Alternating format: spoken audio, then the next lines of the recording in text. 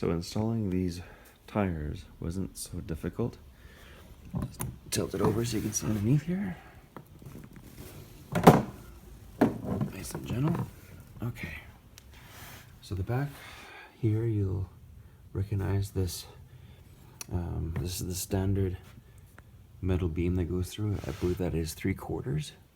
And what I've done is I've mated it to the wagon wheels. There's a trick to doing this, which I'll show in the explanations.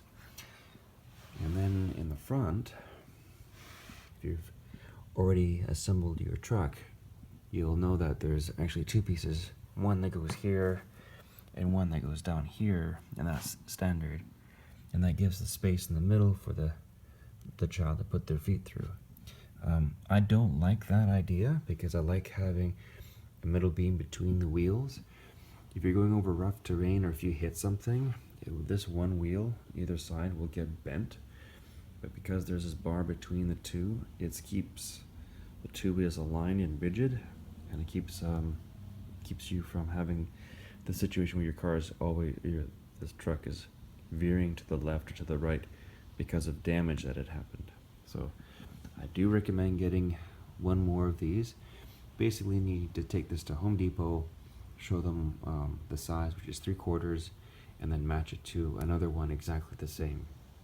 That's it. And then for me, I ended up buying washers and the 3/4 inch metal rod end.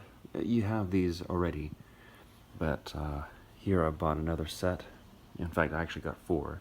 So I just replaced all of them, and there's washers on this side and on the other side. And so long as it's nice and tight,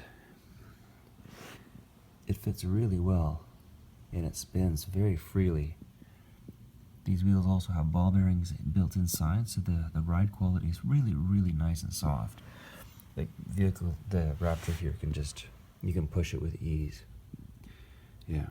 And if anyone's asking why would you want to remove this, well, it's simple. It's ridiculously easy. So one of the biggest problems you'll have with taking this outside, I assume you want to take this outside with your son or your daughter. If you want to take it out into like grass or basically anything besides sidewalks, then this obstruction needs to be removed. It's always getting in the way, and it's like the truck is tripping on everything, especially in winter. This truck, I wanted to take it into the snow, and that would have been absolutely impossible with that useless obstruction. So you're like, okay, well then how do you turn it? Well, first of all, my son, he's not big enough to turn the vehicle himself, and frankly, I don't care, because in 2 or 3 years, when he's big enough, we're going to put in an apparatus on the bottom so that he can turn the tires. That's going to be an upgrade later in the future when it makes sense, but right now, I'm pushing him so I can turn it myself. And if you want to know how hard it is, just lift it, turn.